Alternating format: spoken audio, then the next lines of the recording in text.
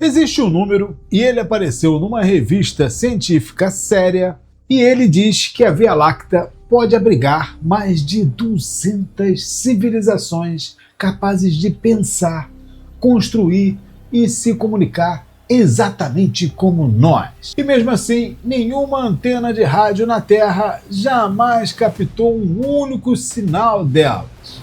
Esse contraste incomodou cientistas por décadas. De um lado, uma galáxia com centenas de bilhões de estrelas, tempo de sobra e química suficiente para a vida acontecer repetidas vezes. De outro, um silêncio tão completo que parece proposital.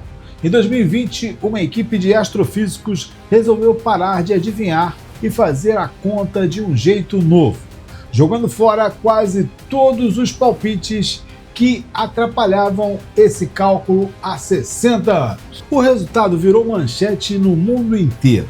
E pouco depois virou também alvo de uma crítica que a maioria das manchetes esqueceu de mencionar. Mas o mais estranho não é o número em si, é o que aconteceu em 2026, quando um pesquisador propôs uma explicação para esse silêncio que muda completamente a forma de olhar para ele e que sugere que estamos sozinhos e estamos cercados podem, na prática, parecer exatamente a mesma coisa. De onde vem esse número?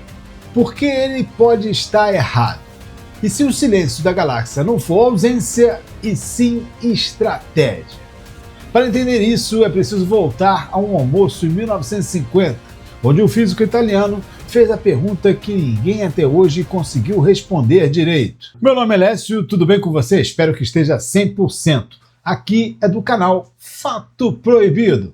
Fica comigo, vamos nessa! Em 1950, durante um almoço informal no Laboratório Nacional de Los Alamos, o físico italiano Enrico Fermi interrompeu uma conversa sobre discos voadores com uma pergunta que parecia simples: onde está todo mundo? A pergunta não tinha nada de ingênuo. Fermi sabia fazer contas de cabeça melhor do que qualquer computador da época e tinha acabado de perceber um problema. Se o universo é tão grande, tão velho e tão cheio de estrelas, a matemática básica dizia que deveríamos estar cercados de vizinhos. E não estávamos. A Via Láctea sozinha tem entre 200 a 400 bilhões de estrelas. Mesmo que uma fração minúscula dessas tivessem planetas habitáveis e uma fração minúscula desses planetas desenvolvesse vida e uma fração minúscula ainda dessa vida virasse inteligência técnica capaz de mandar sinal para o espaço, ainda assim o número final deveria ser grande. Bilhões de anos é tempo mais que suficiente para qualquer civilização cruzar a galáxia, nem que seja devagar. Então por que o rádio está mudo? 11 anos depois, em 1961, o astrônomo americano Frank Drake tentou colocar essa pergunta dentro de uma fórmula. A equação de Drake multiplica 7 variáveis: taxa de formação de estrelas, fração com planetas, fração habitável, fração que desenvolve vida, fração que vira inteligência, fração que emite sinal detectável e o tempo que essa civilização fica ligada. O problema é que quase todas essas variáveis eram, na prática, chutes. Foi por isso que durante 6 décadas as estimativas da equação oscilaram de um jeito quase cômico, de 0 civilizações a alguns bilhões delas. O mesmo cálculo, dependendo de quem apertava a calculadora, dava resposta em extremos opostos. Não por falta de dados, mas porque metade dos ingredientes da fórmula era opinião disfarçada de números. Até que em 2020, uma dupla de pesquisadores da Universidade de Nottingham decidiu resolver o problema da única forma possível, jogando fora a maior parte dos chutes. Eles não inventaram uma variável nova, eliminaram quase todas. O astrofísico Christopher Consellis e o pesquisador Tom Westby participaram de uma ideia deliberadamente simples: parar de adivinhar como a vida evolui em outros planetas e assumir, por hipótese, que ela evolui do mesmo jeito que evolui aqui. Batizaram o método de limite copernicano, astrobiológico, uma referência ao princípio de que a Terra não ocupa nenhuma posição especial no universo. Se não somos especiais, planetas parecidos com o nosso deveriam produzir vida inteligente em prazos parecidos com o nosso. A dupla desenhou dois cenários. No limite fraco, qualquer planeta que leve pelo menos 5 bilhões de anos para desenvolver vida complexa entra na conta, sem prazo final. No limite forte, a janela é mais estreita. A vida inteligente só conta se aparecer entre 4,5 e 5,5 bilhões de anos depois da formação do planeta. Exatamente a janela em que a vida técnica surgiu na Terra. Rodando o cenário mais restrito contra os dados mais recentes de formação estelar, metalicidade e zonas habitáveis da galáxia, o resultado foi 36 civilizações ativas e se comunicando agora mesmo na Via Láctea. Ampliando a margem para incluir as variações possíveis nos cálculos, a faixa completa vai de 4 a 211. Consegue-se resumir a ideia por trás do método com uma frase curta, abre aspas. A ideia é olhar para a evolução, mas em escala cósmica, fecha aspas. A diferença em relação a tudo o que veio antes não é o número em si, é o método. Webster explicou que o cálculo tradicional depende de, abre aspas, adivinhar valores relacionados à vida com opiniões variando bastante entre cientistas, fecha aspas. O novo modelo troca esses palpites por uma única suposição testável, que a evolução da inteligência segue um cronograma parecido em qualquer lugar do universo. Só que essa suposição é exatamente onde a conta começa a balançar. O astrofísico Caleb Scharf, diretor de astrobiologia da Universidade de Colômbia, apontou o problema central do cálculo. Ele inteiro depende de um único ponto de dados: nós. Scharf chama isso de viés do vencedor, um efeito que qualquer civilização em qualquer momento da história cósmica sofreria automaticamente. Se a inteligência tivesse surgido na Terra 1 bilhão de anos antes ou depois, olharíamos para trás e do mesmo jeito a gente ia chegar à conclusão que aquele foi o tempo normal da vida evoluir. Calibrar uma equação sobre toda a galáxia usando um único exemplo é como prever o clima do planeta inteiro observando a temperatura de uma única cidade, num único dia. Existe ainda um problema mais profundo que o próprio estudo não nega: assumir que a inteligência é um destino natural da evolução e não um acidente raro. Bactérias existem praticamente inalteradas há bilhões de anos e continuam extremamente bem-sucedidas.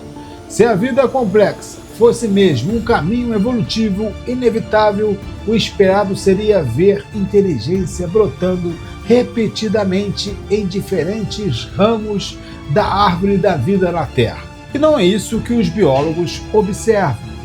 Ainda assim, mesmo que o número real esteja na ponta mais conservadora dessa faixa, a pergunta que abriu essa história continua sem resposta. Um punhado de civilizações espalhada por uma galáxia de 100 mil anos-luz de diâmetro. Na prática, quase tão isolado quanto 0 civilizações. Cada uma separada da próxima por milhares de anos-luz de silêncio absoluto.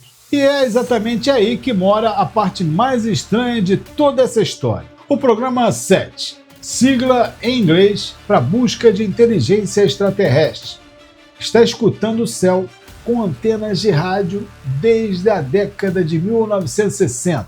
Se existem dezenas de civilizações emitindo sinal na nossa galáxia, como sugere o cálculo de Norton, alguma dessas antenas deveriam, em algum momento, ter captado alguma coisa, e não captou.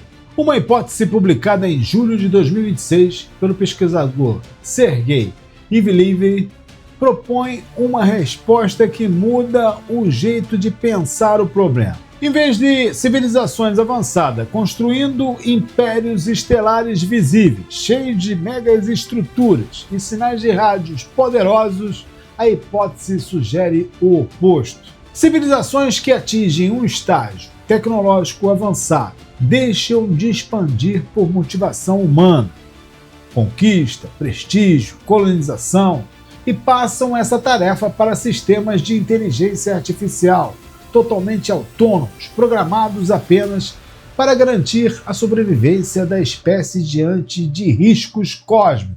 Segundo essa hipótese, essas IAs não constroem impérios, constroem sondas de poucos quilos, viajando a cerca de 1% da velocidade da luz, carregando o equivalente a um backup completo da civilização, dados científicos, culturais e possivelmente material biológico, espalhado silenciosamente por exoplanetas promissores, sem autorreplicação descontrolada, sem sinal de rádio de alta potência, sem nada que um telescópio na Terra hoje seja capaz de detectar. Se essa ideia estiver certa, o silêncio do Sete deixa de ser evidência de solidão cósmica e passa a ser evidência de descrição. Talvez as civilizações previstas pelo cálculo de Nornheim não estejam ausentes, estejam apenas quietas, do jeito que qualquer espécie racional ficaria depois de perceber que gritar no escuro é a pior estratégia de sobrevivência possível. Existe uma última pergunta que a hipótese de Ivilev deixa em aberto e que nenhum estudo até hoje respondeu. Se sondas desse tipo são baratas e eficientes para uma civilização avançada, por que nenhuma foi encontrada dentro do nosso próprio sistema solar? A resposta, segundo o próprio pesquisador, é desconfortável. Talvez sejamos uma das primeiras civilizações da galáxia a chegar tecnologicamente até aqui. E se formos mesmo os primeiros? A matemática de Nornheim muda de sentido. Ela deixa de ser sobre encontrar vizinhos, passa a ser sobre o que a humanidade faz com o silêncio que sobrou. Se a hipótese de Ivilev estiver certa e civilizações avançadas realmente preferem sondas invisíveis a impérios visíveis, isso levanta outra pergunta. Será que sondas assim já existiram antes da inteligência artificial construída por civilizações biológicas? É exatamente esse buraco que a conjectura de Hart-Tripper tenta preencher com as sondas de von Neumann, máquinas autorreplicantes capazes de colonizar uma galáxia inteira sozinhas, sem nunca precisar de uma nave tripulada. Se você quer entender por que essa ideia é considerada para muitos cientistas a resposta definitiva para o paradoxo de Fermi, o vídeo sobre isso já está aqui no canal. Deixa aqui no comentário, você acha que o silêncio da galáxia é solidão ou estratégia? Coloque aí que eu vou ver tudo. Vou te deixar com mais um vídeo aqui. Obrigado por assistir e até o próximo. Valeu!